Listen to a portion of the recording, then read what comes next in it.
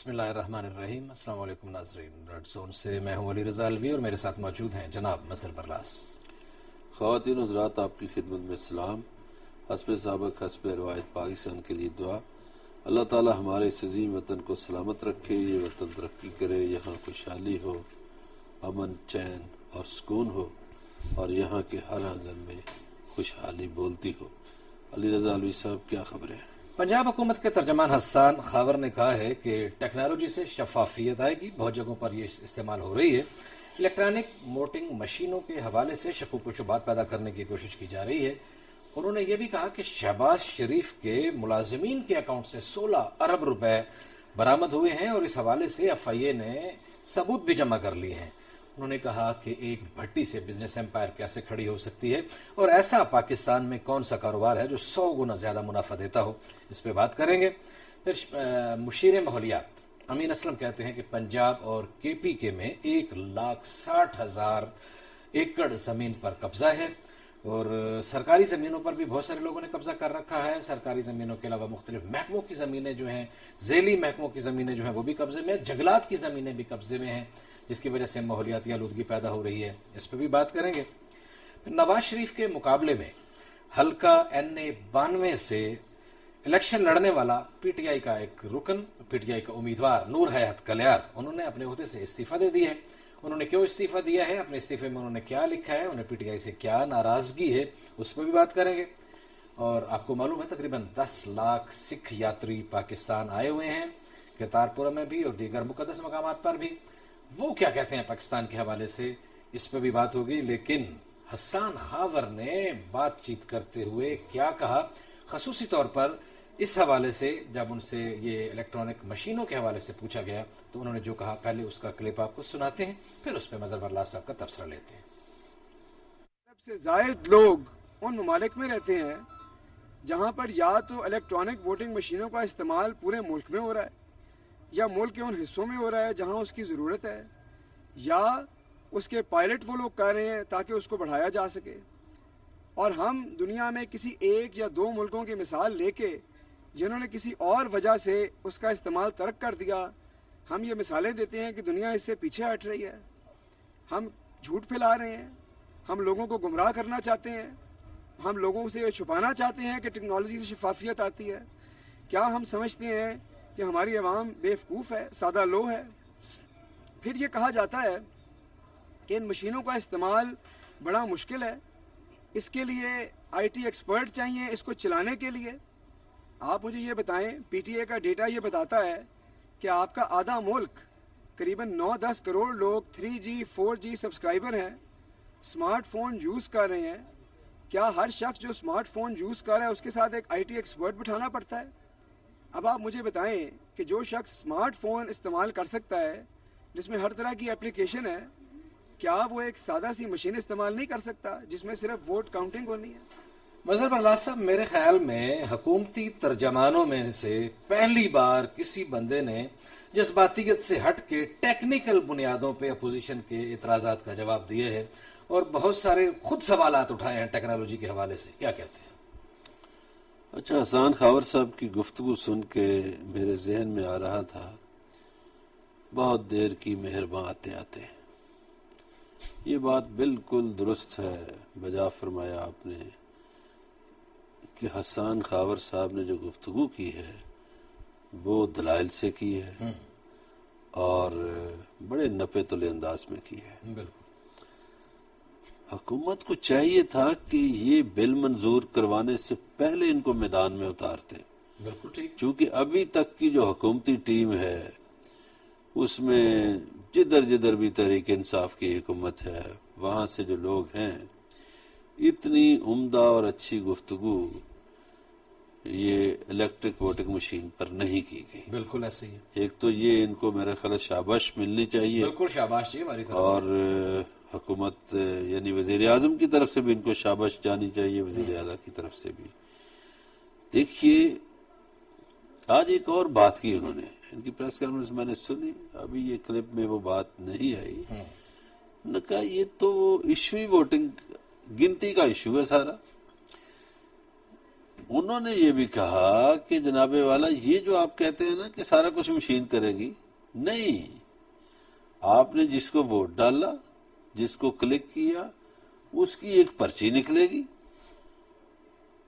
Vote نکلے گا۔ صحیح ہے، آپ نے ووٹ دیا ہے تیر کو، آپ نے ووٹ دیا ہے شیر کو، آپ نے ووٹ دیا ہے بلے کو، آپ نے ووٹ دیا کرین کو، جس کو بھی دیا ہے وہ ووٹ نکلے گا۔ ٹھیک ہے، وہ پرچی آپ نے اپنی آنکھوں سے دیکھ لینی ہے کہ میرا ٹک اسی جگہ ہے نا صحیح ہے، جس کو میں نے ووٹ دیا ہے، جی، وہ ڈال دینی ہے آپ نے صندوقڑی میں، وہ باکس میں ڈال دینی ہے۔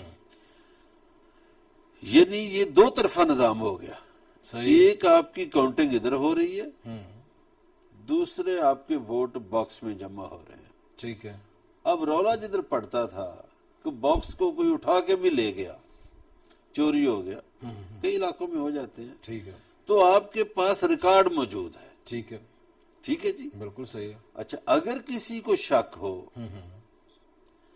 باکس بھی چوری نہیں ہوتا، اور کسی کو شک ہے جی ادھر تو میرے ساتھ کوئی گڑبڑ ہوئی ہے، صحیح ہے، تو الیکٹرانک مشین نے بتایا ہے کہ فلاں بندے کو 60 ووٹ ملے ہیں، وہ کہتا جی مجھے تو 60 نہیں، مجھے تو 160 ملے ہیں، تو وہ کہیں گے بھائی وہ باکس چیک کر لو، ٹھیک ہے، ٹھیک جو ہے، ووٹ پڑے ہوئے ہیں وہی ہیں۔ ٹھیک ہے، تو یہ میں سمجھتا ہوں کہ ہمارے ہاں جو دھاندلی کا شور مچتا ہے اس میں سب سے بہترین نظام متعارف ہو رہا ہے ٹھیک ہے، کہ آپ دونوں طرف سے سیو ہو گئے۔ ایک تو آپ کو گنتی کے جھنجٹ میں زیادہ نہیں پڑنا پڑے گا، ٹھیک ہو گیا جی۔ ٹھیک ہے، دوسرا آپ نے ایک کلک یوں کیا اور آپ کے سامنے ووٹ آ گیا، جیسے ٹائم ختم ہوگا سامنے آ جائے گا کتنے لوگوں فوراً۔ نے ووٹ کاسٹ کیا، ٹھیک ہے۔ ایسے ہی، وہ جو ساری رات دھند میں غائب ہونا اور ساری رات جناب وہ تماشا لگا رہتا تھا، ہمارے ہاں جی دیکھیے الوی صاحب جو بھی حکومت ہو پچھلے 30-40 سال 50 سے یہی تماشا لگا ہوا ہے ایسے ہی، کہ ساری رات ڈرامے لگے رہتے ہیں، لوگ جو ہیں جیت کے خوشیاں منا کے سوتے ہیں، صبح اٹھے تو صبح ہارے ہوئے اٹھتے ہوتے ہیں ہیں۔ تو ہارے ہوتے ہیں۔ ابھی ایسا کوئی خطرہ نہیں ہے؟ نہیں، ایسا خطرہ نہیں ہوگا نا ایک جی۔ بات پوچھنی ہے میں نے آپ سے، ہاں۔ اس میں جیسے آپ نے فرمایا کہ یہ انہوں نے اور حسن خاور نے بھی جو آپ نے ان کا حوالہ دیا کہ جو ووٹ ڈال جائیں گے پتہ چلے گا سارا ہو جائے گا، ٹھیک ہے، لیکن شناخت ایک مسئلہ ہے کہ شناخت نہیں ہونی چاہیے۔ کیا اس میں کوئی ایسا نظام ہوگا کہ پتہ چلے گا مظہر برلاس کا ووٹ ہے، علی رضا الوی کا ووٹ ہے، تو اس کو ووٹ ڈالنے کا حق دیا جائے گا؟ کیونکہ یہ بھی دعویٰ کیا جا رہا ہے نا کہ مردے ووٹ نہیں ڈال سکیں گے، جو ایک ہمارا سچی بات ہے کہ ایک المیہ ہے، پتہ چلتا ہے میں گیا پتہ چلا جی آپ کے نام کا تو ووٹ آلریڈی آپ کا ووٹ ڈل چکا ہے، اس میں یا مرحومین کا جو ووٹ تھا تو وہ اس میں کیسے، اس دیکھیے، کا وہ کیسا حل دیکھیے، ہوگا؟ اس میں یہ ہے کہ مشین تک جانے ہی اسے دیا جائے گا جو زندہ ہے، ٹھیک ہے جی۔ ٹھیک ہے، آئی ڈی کارڈ آپ ساتھ لے کر گئے ہیں، اور آئی ڈی کارڈ جو ہے اٹیچ ہے نادرا سے بھی مشین کے ساتھ بھی، ٹھیک ہو گیا، تو اس میں گھپلے کا بالکل وہ ختم ہو گیا سارا نظام۔ تو یہ ایک سادہ مشین ہے، ہمیں تو ویسے داد دینی چاہیے پاکستانیوں کے، انہوں نے بڑی خوبصورت مشین بنائی ہے، اور شاید دنیا میں سب سے آسان اور بہترین مشین بنا کے دکھا دیے، پاکستانی سائنسدانوں کو مبارکباد دینی چاہیے۔ اب الیکشن کے لیے ہمیں 7 لاکھ مشینیں چاہیے، جی، وہ پتہ نہیں ہمارا یہ سائنس اور ٹیکنالوجی کی وزارت بنا پاتی ہے یا نہیں، یہ ایک الگ ایشو ہے۔ لیکن فواد شوقی صاحب نے کسی گفتگو میں کہا تھا کہ دنیا کے بہت سارے ممالک ایسی مشینیں بنا رہے ہیں، تو اگر ہمیں ضرورت پڑے اور ہم خود نہ بنا سکیں تو ممکن ہے ہم درآمد کر لیں۔ ہاں، وہ اس طرح کی مشین پھر آرڈر کی جا سکتی ہے۔ دیکھیے بہت سے ممالک ہم سے تو آگے ہیں ٹیکنالوجی میں، جی، وہ بنا دیں گے، لیکن اصل بات یہ ہے کہ ایسے متنازع ایشو جب آنے ہوں، ابھی تو یہ بڑی وضاحت ہو گئی، تو حسان خاور جیسے آدمیوں کو میدان میں اتارنا چاہیے، ٹھیک ہے، نہ کہ اور اب میں کس کس کا نام لوں کہ جن کو جو لطیفوں پہ اتر آتے ہیں یا بے تکی باتیں کرتے یا ہیں، گالم گلوچ پہ، یا گالم گلوچ یا ذاتیات پر اتر آتے ہیں۔ دیکھیے اچھا دلیل میں کتنا وزن ہے، کتنا حسن ہے بجائے گالی کے؟ میں نے الوی صاحب آج پہلی مرتبہ ان کی گفتگو سنی ہے حسان خاور صاحب کی، اور میں سمجھتا ہوں کہ یہ بہترین انتخاب ہے۔ ایسے ہی، کیا خوبصورت ترجمان ہے، کیا دلیل کے ساتھ بات کرتا ہے، اور آپ ان کو جھٹلا نہیں سکتے ایسا ہی ہے. جو دلیل. اور وہ جتنی دیر حکومت نے سمجھانے میں لگائی، جتنے مہینے، اس لڑکے نے 5 منٹ میں سمجھا دیا سارا کچھ. ایسا ہی. اصل میں تو اپوزیشن کو بریفنگ دینی چاہیے حسان خاور سے. حسان خاور نے جتنے اچھے طریقے سے سمجھایا ہے، حکومتی ٹیم کا کوئی رکن نہیں سمجھا سکا. جی میں ٹھیک ہے. سمجھتا ہوں یہ بہت اچھا انتخاب ہے. بالکل ٹھیک ہے. حسان خاور نے گفتگو کرتے ہوئے کچھ اور بھی کہا. انہوں نے کہا کہ شہباز شریف کے ملازمین کے اکاؤنٹس کا جو معاملہ ایک عرصے سے آپ کو پتہ خبروں کی زینت ہے، 16 ارب روپے، تھوڑے بڑے پیسے نہیں ہیں جی، 16 ارب روپے بڑی اماؤنٹ ہوتی ہے میرا خیال ہے. اور وہ ملازمین کے اکاؤنٹ سے کچھ بتائے گئے ہیں، اور یہ بھی بتایا گیا ہے کہ ایف آئی اے نے کھوج لگا لیا ہے، کھرا ڈھونڈ لیا ہے، ثبوت ڈھونڈ لیے ہیں. کوئی ان کی گفتگو تو نہیں سنانی آپ نے؟ نہیں، گفتگو نہیں سنانی. آپ کے تبصرہ گزارش یہ ہے آپ کی بات سننا چاہتے ہیں. کہ ہمارے ہاں یہ نظام میاں شہباز شریف ہی کی طرف سے نہیں، اس سے پہلے بھی تھا. جب دیکھیے زرعی اصلاحات کی بات ہوئی تو ہمارے بڑے بڑے جاگیرداروں نے اپنے جو کمی کمین تھے ان کے نام پہ زمینیں کروا کے اپنے پاس رکھ لی. اسی طرح ابھی بھی ہمارے کئی سیاستدان جو صنعتکار ہیں، انہوں نے پیٹرول پمپس یا فیکٹریاں یا کچھ اور اپنے ملازمین کے نام پہ شو کر کے اپنے پاس ہی وہ رکھے ہوئے ہیں کاغذات. تو یہ دھندا تو یہ ہمارے سیاستدان کرتے ہیں، ہماری اشرافیہ کرتی ہے. ٹھیک ہے. پرابلم ہی ہماری اشرافیہ ہے. اس ملک کے جتنے مسائل ہیں، میں اکیلے میاں شہباز شریف کو الزام نہیں دیتا، ٹھیک ہے. اس لیے کہ یہ کھیل ہی پوری اشرافیہ کا ہے. اس میں شہباز شریف تو چلو وزیر اعلیٰ رہ گئے، ان کا نام واضح ہو گیا. کئی ایسے نام ہیں جو واضح بھی نہیں ہوئے اور انہوں نے شاید اس سے زیادہ چوری چکاری کی ہو یا ہیرا پھیری کی ہو. تو اصل مسئلہ یہ ہے کہ اس ملک کی اشرافیہ جو ہے وہ دولت کا کھیل کھیلتی ہے. لیکن شہباز شریف کہتے ہیں کہ حکومت حماقت در حماقت کر کے خوش گمانی میں مبتلا ہے. دیکھیے شہباز شریف صاحب تو کہیں گے، وہ تو یہ بھی کہتے ہیں کہ شوگر مل مجھے والد نے دی اور میں نے بچوں کو دے دی. تو والد نے کہاں سے دے دی؟ تو گزارش یہ ہے کہ پھر بات ذاتیات پہ آ جائے گی. جو ان کے اقتدار میں آنے سے پہلے کے اثاثے ہیں وہ تو کچھ بھی نہیں، تو سارا کچھ تو ان کا بعد میں بن رہا ہے. یہ دیکھیے جو ہمارا، میں کوئی مذہب کا حوالہ اس لیے نہیں دینا چاہتا کہ میں کوئی ملائیت کی بات کرنے لگا ہوں. ہمارا مذہب بھی اس چیز سے منع کرتا ہے کہ اگر آپ نے بزنس کرنا ہے تو پھر آپ اقتدار سے الگ ہو جائیں یا آپ بزنس کر لیں. مگر ہمارے ہاں طبقہ اشرافیہ جو ہے بزنس بھی کر رہا ہے اور اقتدار بھی انجوائے کر رہا ہے. صحیح. اگر آپ کے پاس ٹائم ہو تو میں ایک واقعہ آپ کو سنا دوں. آپ سنا لیں. میں ملک امین اسلم کی بات کرنا چاہ رہا تھا، بات سنا لیں پہلے. یہ ایک شیخو پورہ سے ایم پی اے تھے 2004-05 میں. وہ بیچارے کہیں بجٹ کمیٹی میں آ گئے تو انہوں نے کہا کہ ایک دن میرے حلقے کا ایک آدمی کوئی 2 اور آدمیوں کو لے کر آ گیا. تو اس نے کہا جی یہ ایک بڑی گاڑی ہے، یہ بھی آپ کی ہے، یہ اتنے کروڑ ہے، یہ بھی آپ کا ہے، یہ فلاں اگر آپ اسلام آباد جائیں تو میریٹ ہوٹل میں کمرہ آپ کا پکا ہو جائے گا، آپ انگلینڈ جائیں، امریکہ جائیں، ٹکٹ شکٹ یہ وہ سارا پیکج آپ کا ہے.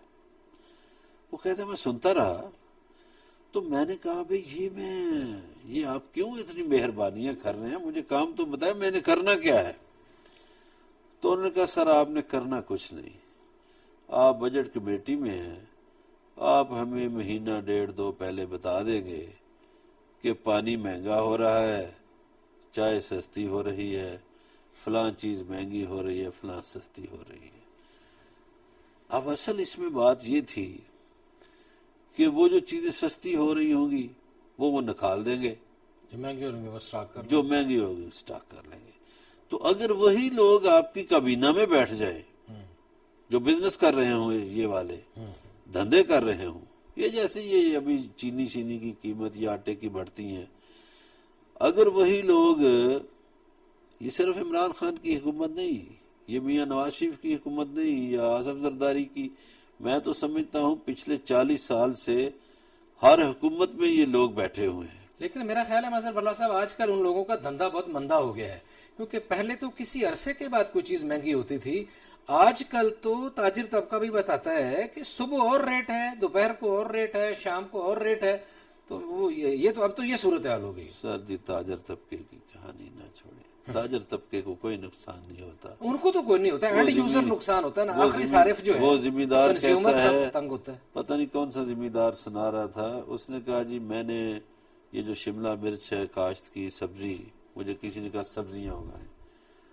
تو مجھ سے جو 35 روپے کلو لے کر جاتے تھے، تو میں اسی شام اپنے شہر میں مارکیٹ میں گیا تو میں نے چیک کیا تو مجھے کہا گیا جی 300 روپے کلو لے لیں۔ اب یہ دیکھیے نا 35 اور 300 میں کتنا فرق ہے، یہ سارا تاجر ہڑپ کر گیا، یہ مڈل مین۔ حکومت کو چاہیے کہ وہ سرکاری منڈیاں قائم کرے، یہ جو بیچ والا کردار ہے اس کو ختم کر دے، یہ کسان کو بھی لوٹتا ہے اور جو میرے آپ جیسا شہر میں بیٹھا ہوا خریدار ہے اس کی بھی کھلڑی اتارتا ہے۔ ایسے ہی ہے، یہ مڈل مین بہت خطرناک ہے۔ اچھا جی، ملک امین اسلم کہتے ہیں کہ پنجاب اور کے پی کے میں 1,60,000 ایکڑ زمین پر قبضہ ہے۔ اسی حوالے سے وزیر اعظم عمران خان نے بھی ٹویٹ کیا اور انہوں نے بھی بتایا کہ 3 شہروں میں 5,595 ارب کی زمین پر قبضہ ہے۔ ہاں اب پھر اشرافیہ پہ بات آ گئی۔ علوی صاحب، نہ آپ قبضہ کر سکتے ہیں نہ میں کر سکتا ہوں، قبضہ کر کے آ سکتے ہیں، اپنے زمین پر ہوئے قبضے کو چھڑا بھی نہیں سکتے ہیں۔ نہ یہ مجاہد صاحب کر سکتے ہیں، نہ طارق صاحب کر سکتے ہیں، عام لوگ نہیں کر سکتے۔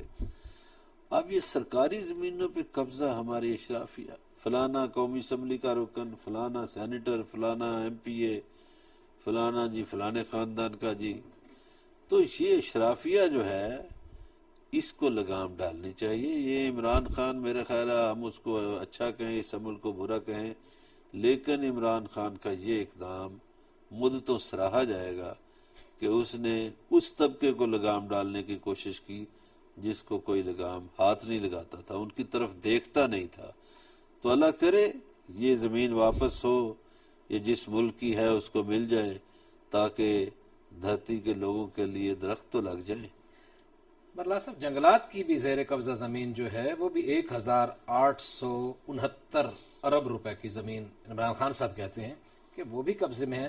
لیکن سوال یہ ہے، ہم نے تجاوزات، جب گورنمنٹ یہ آئی تھی اس نے تجاوزات کے خلاف آپریشن شروع کیا تھا، آپ میرے جیسے جو ماڑے درمیانے بندے تھے ان کی تو چیزیں گرا دی گئیں، لیکن جب بڑے بڑے لوگوں کا پاس وہ بلڈوزر گئے تو وہ رک گئے، ان کا پیٹرول ڈیزل ختم ہو گیا اور وہ رکاوٹیں آ گئیں۔ تو ایسا نہ ہو کہ بڑوں کی زمینوں سے تو قبضے نہ ہٹیں لیکن جو بیچارے غریب زمین چھوٹے چھوٹے ہاری ہیں ان سے قبضے چھڑا لیے جائیں، اس میں کیا خیر ہے؟ میرا وہمہ ہی لیکن کیا کریں؟ نہیں وہمہ نہیں، بات درست ہے۔ ہاں، بات یہ ہے کہ جب بلڈوزر چل رہا ہو تو اس کو یہ نہیں سوچنا چاہیے کہ یہ حکومتی پارٹی کا رکن ہے یا اپوزیشن کا ہے۔ میں گجرانوالہ میں خرم دستگیر کے پمپ کو تو ختم کر دیا، جی، مگر جو ہی بات احسن جمیل گجر پہ آئی تو پھر ان کی خاتون کے بڑا پنجاب حکومت میں سنا ہے کہ بڑا کردار ہوتا ہے، تو وہاں بلڈوزر رک گئے، اسی دن یہ کام ختم ہو گیا تھا۔ یعنی تحریک انصاف کی حکومت کے دور میں انصاف یہاں تھوڑا سا متزلزل ہو گیا اور طاقتور کے سامنے اس سے بہرحال شرمندہ ہونا پڑا، آنکھیں جھکانی پڑی، خاموش ہونا پڑا۔ حالانکہ امید تو یہی ہے کہ انصاف برابری کی بنیاد پر ہونا چاہیے اور دہلیز پہ ملنا چاہیے۔ بات چیت کا سلسلہ جاری ہے، ہمارے ساتھ رہیے گا، ملتے ہیں ایک بریک کے بعد۔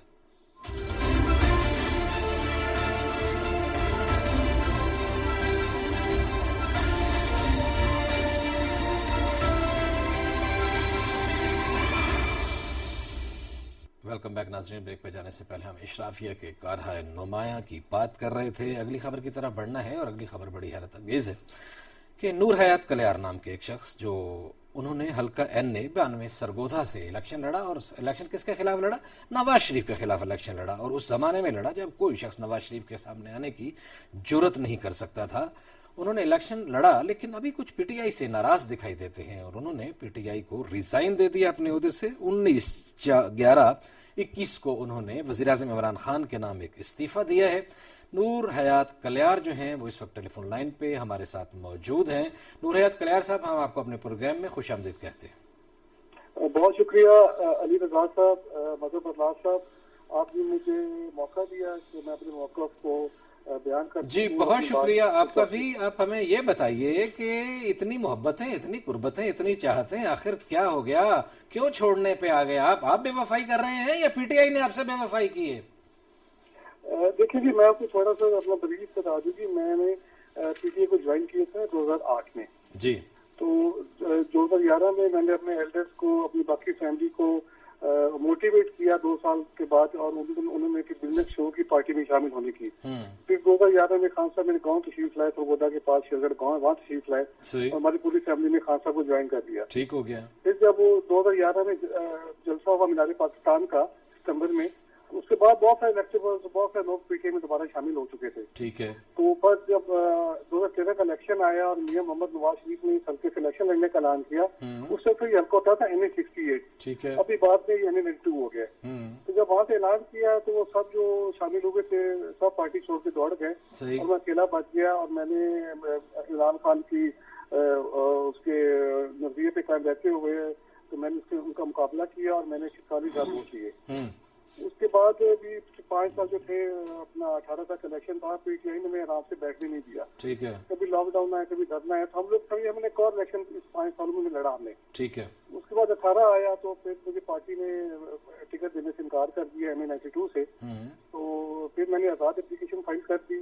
مین وائل مجھے نور جی کی ٹکٹ کی بھی آفر موجود تھی۔ ٹھیک ہے۔ لیکن خان صاحب یہاں سرگودا تشریف لائے، انہوں نے جلسہ کیا، انہوں نے مجھے بلایا، اور انہوں نے مجھے کہا کہ تم نے الیکشن نہیں لڑنا، اور میں تم سے وعدہ کرتا ہوں کہ جیسے ہی یہ ہماری حکومت بنے گی تو ہم سارے آپ لوگوں کو ساتھ لے کے چلیں گے اپنے۔ ٹھیک ہو گیا۔ کیونکہ سر بدقسمتی یہ ہے کہ 3 سال 3.5 سال ہونے کو ہیں، تو بالکل مطلب میں ایز اے ورکر بات کروں تو ہماری پی ٹی آئی میں ہماری قدر نہیں کی، ہمیں وہ ورک یا ہمیں وہ مقام نہیں دیا جو ہم لوگ ڈیزرو کرتے تھے۔ ٹھیک ہے۔ اس کے لیے کلیار صاحب ایک بات بتائیے، آپ شامل ہو رہے ہیں 2008 میں۔ جی جی۔ سرگودا ہی سے ایک شخص ہیں نوید اسلم وڑائچ۔ جی جی۔ نوید اسلم وڑائچ شامل ہوتے ہیں جس دن پی ٹی آئی بنتی ہے شروع دن سے، اور نوید اسلم وڑائچ کو بھی میرے خیال کو عہدہ شہدہ تو نہیں ملا، لیکن وہ ابھی تک پارٹی کے ساتھ ہیں۔ تو آپ کا سفر تو بہت بعد میں شروع ہوا، تو آپ اتنی جلدی دل برداشتہ ہو گئے؟ نہیں، میں آپ کو میری جو پارٹی چھوڑنے کی جو میری ریزن جو ہے یہ جو آپ کو بتایا یہ میرا ذاتی ایشو ہے۔ اگر اس سے میں نے پارٹی چھوڑنی ہوتی تو میں 2018 میں چھوڑ کے نون کا ٹکٹ لے کے الیکشن لڑ جاتا۔ کلیار صاحب، ہمارے نالج میں یہ بات آئی ہے کہ آپ نے اپنے ریزائن میں بھی لکھا ہے کہ بدقسمتی سے آپ نے جناب عمران خان صاحب، آپ نے 2018 کے انتخابات میں ایک لوٹے کو ٹکٹ دے دیا جسے عوام نے مسترد کر دیا تھا۔ آپ کے خیال میں وہ لوٹا کون ہے؟ دیکھیے میں آپ کو گزارش کروں سر کہ بہت سارے لوگ جو تھے نا جن کا پی ٹی آئی سے تعلق نہیں تھا ان کو ٹکٹ دیے گئے، اور انفارچونیٹلی میرے ٹکٹ بھی دیا گیا جن کا پارٹی سے کوئی تعلق نہیں تھا۔ تو وہ مجھے ٹینشن نہیں ہے۔ دیکھیں میں نے تو اگر اس وقت ناراض ہوتا تو اس بیس سے پارٹی کو چھوڑ دیتا 2018 میں۔ میں تو خاص حکم کی تعمیل کی، اور میں نے اپنے کینڈیڈیٹ کی بے شک صوبائی تھے یا قومی تھے ان کی بھرپور سپورٹ کی، مکمل ان کی کیمپین کی۔ لیکن سر میری جو پارٹی چھوڑنے کی ریزن ہے اس کے پیچھے یہ ہے کہ سر ہماری جو حکومت 3.5 سال میں جو ہم نے نعرے دیکھے تھے، جو ہم نے آئیڈیالوجی دیکھی تھی، اس پہ ہماری پارٹی کو عمل درآمد نہیں کرا سکی۔ لائک جیسے دیکھ لیں سر مہنگائی، غریب بیچارے کا بہت برا حال ہے۔ اسی طرح سر کسان دیکھ لیں، کھادوں کی قیمتیں سر آئی کی قیمت 4500 پہ پہنچ چکی ہے، یوریا قیمت 2400 پہ پہنچ چکی ہے۔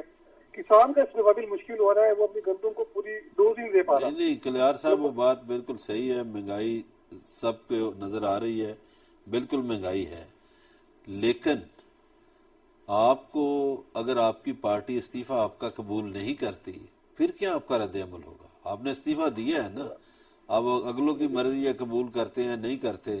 اگر وہ نہیں قبول کرتے تو پھر آپ کیا کریں گے؟ میری اسٹوڈنٹ سے میں نے استعفیٰ دیا ہے. استعفیٰ مطلب یہ کہ پارٹی سے لیٹری کے لیے. تو میرا تو ریزائن ہو گیا. آپ وہ ایکسیپٹ کریں نہ کریں, میری تو واپسی پارٹی میں دوبارہ سے. آپ کو کسی نے کوئی دعوت دی ہے, کسی طرف جانے کا کوئی ارادہ ہے, مسلم لیگ, پیپلز پارٹی یا کچھ اور؟ نہیں سر, میں فی الحال اپنا جو ہے انڈیپینڈنٹ اپنی آئیڈینٹی رکھوں گا. اور دوسرا ہے کہ میں نے اپنے علاقے میں سر بہت سارا سوشل ورک کرتا ہوں. لائک میرے موبائل ہیلتھ یونٹس ہیں, ایمبولینس ہیں, واٹر فلٹریشن پلانٹس ہیں, اسکولس میں چلاتا ہوں. تو میں انشاءاللہ اس پہ توجہ دوں گا, اپنے اس کام کو بہتر کروں گا اور پھر دیکھوں گا کہ کیا آگے کوئی اچھی لیڈرشپ آتی ہے یا کوئی ایسا سین بنتا ہے تو پھر میں اس کے بارے میں ضرور بات کروں. اچھا, آپ نے میرے سوال کا جواب نہیں دیا کہ لوٹے سے آپ کی کیا مراد ہے. آپ نے کس کی طرف اشارہ کیا؟ ایسا جو لوگ باہر سے آئے ہیں, نام بتا دیں کون لوگ ہیں وہ. آپ پھر سیاست نہ کریں نا ہمارے ساتھ پروگرام میں, تو سیدھی بات میں آپ کی سیاست بالکل نہیں کر رہا. تو بس جو اور لوگ آئے تھے پارٹیوں سے. کون تھے وہ لوگ؟ اچھا چلے, آپ کا اشارہ سیالویوں کی طرف تو نہیں ہے؟ نہیں جی, میرے سارے بھائی ہیں, میری محترم ہے جی, میرا کسی کی طرف اشارہ نہیں سر. وہ اشارہ نہیں کرتے, لیکن یہ یاد رکھیے گا کلیار صاحب, پہلے بھی عمران خان صاحب آپ کے گاؤں چلے گئے تھے اور آپ آ گئے, تو ابھی پھر اگر ان کو پتہ چلا وہ کسی دن پتہ نہیں سرگودا کو نکلے اور پھر آپ کے گاؤں چلے جائیں, پھر آپ کیا کریں گے؟ سر دیکھیں, وہ دیکھیے خان صاحب کو وکالت آپ کو پتہ بہت آتی ہے, باتیں تو ان کو بہت آتی ہے. خان صاحب دیکھیں جی, ہم تو خان صاحب, میں اپنی ذات کی بات کروں تو میں خان صاحب کی شخصیت اور ان کے آئیڈیالوجی بھی شامل ہوا تھا. میں کچھ امت دیکھ کے شامل نہیں ہوا. آئیڈیالوجی کے حوالے سے آپ نے اپنے استعفے میں لکھا ہے کہ میں جس ویژن کو دیکھ کے اور میرا خاندان شامل ہوا تھا, آپ اس سے منحرف ہو چکے ہیں. 3 سال میں مہنگائی ڈبل ہو چکی ہے, بیوروکریسی کام میں رخنے ڈال رہی ہے, اور پی ٹی آئی اور آپ جناب عمران خان, آپ اپنی ویژن سے منحرف ہونے کی باعث مقبولیت کھو چکے ہیں. آپ یہ کہہ رہے ہیں, آپ نے اپنے استعفے میں یہ لکھا ہے؟ جی جی بالکل, میں یہ عرض کر رہا تھا نا آپ سے, مہنگائی اور لا لینڈنس, اور سب سے بڑی بات جو ہے نا کہ ہمارے جو ورکر ہیں, میرے ورکر پی ٹی آئی کا نا تھا, عام ورکر تھا نا, ہماری طرح کے اور بہت بے تحاشا جو ہمارے یوتھ ہے, لڑکے ہیں, نوجوان ہیں, وہ بیچاروں کو کوئی ان کی ورک نہیں ہے, کوئی ان کی ریسپیکٹ نہیں ہے. جی بالکل ٹھیک ہو گیا, جی بالکل ٹھیک ہو گیا. نور حیات کلیار صاحب, سابق امیدوار حلقہ NA 92 سرگودا, آپ کا شکریہ, آپ نے ہمارے لیے وقت نکالا. ناظرین, آپ نے ایک ناراض شخصیت کی بات سنی جو پاکستان تحریک انصاف میں اس زمانے میں تھے جب نواز شریف کا توتی بولتا تھا, ان کے مقابلے میں وہ الیکشن لڑے. اب وہ ناراض ہو کے استعفیٰ دے چکے ہیں. بات چیت کا سلسلہ جاری ہے, ہمارے ساتھ رہیے گا, ملتے ہیں بریک کے بعد.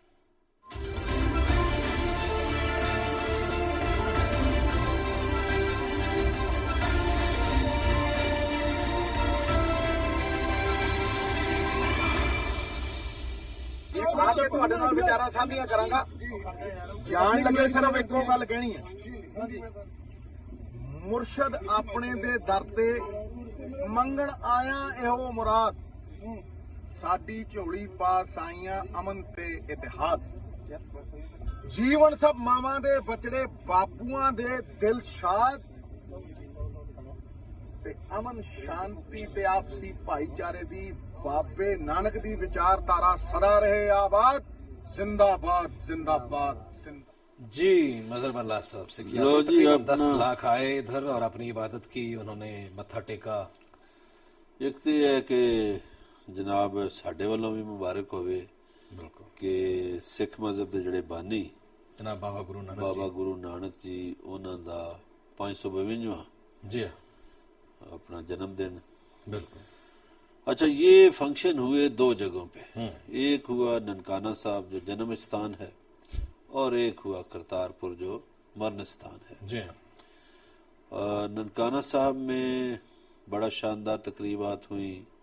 हमारे जो मजहबी अमूर और इंटरफेथ हारमोनी के वजीर हैं साहबजादा पीर नूरुल हक कादरी, वो वहाँ तशरीफ़ ले गए, और महेंद्र पाल सिंह जो MP हैं वो बड़े सरगर्म रहे, और बड़ी सिखों ने तारीफ की जो इंतजामात थे. ठीक है. इसी तरह करतारपुर में अचानक इम्तहान में जो डालना होता है ना, कि मोदी सरकार ने एक दिन पहले बताया कि जी कल हम भेज रहे हैं मेहमान, तो उसमें जो DG हैं पंजाब के इमरान गोंदल, उनका बड़ा किरदार है.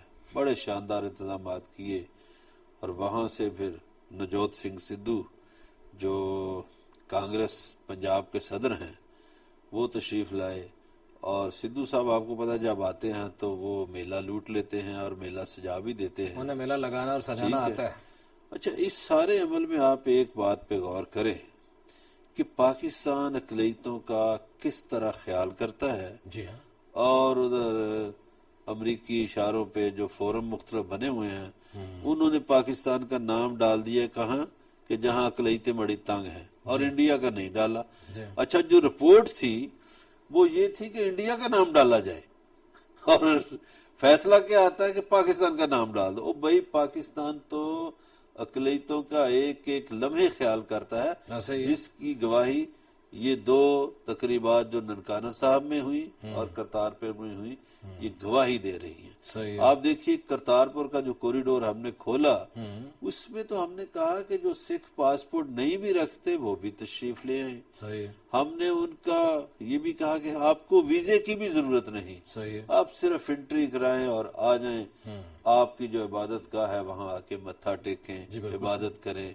تو پاکستان تو اس قدر اقلیتوں کے ساتھ مثبت رویہ رکھتا ہے کہ میں سمجھتا ہوں کہ شاید اس سے زیادہ مثبت رویہ کسی کا نہیں. جی ہاں بالکل. پاکستان ہمیشہ خیال رکھتا ہے اور پاکستان نے ثابت کیا ہے کہ وہ خاص طور پر سکھوں کے لیے بھی اور تمام اقلیتوں کے لیے کردار ادا کرتا ہے. کرتارپور کوریڈور کے حوالے سے جو وین تھا وزیر اعظم عمران خان کو اور سپہ سالار جناب قمر جاوید باجوہ صاحب کا, اس نے دنیا کو برتہ حیرت میں نہیں ڈالا بلکہ تمام دنیا میں موجود تمام سکھوں کو پاکستان سے محبت پر بھی مجبور کر دیا. آج اتنا ہی. آپ سے ملاقات ہوگی اگلے پروگرام میں.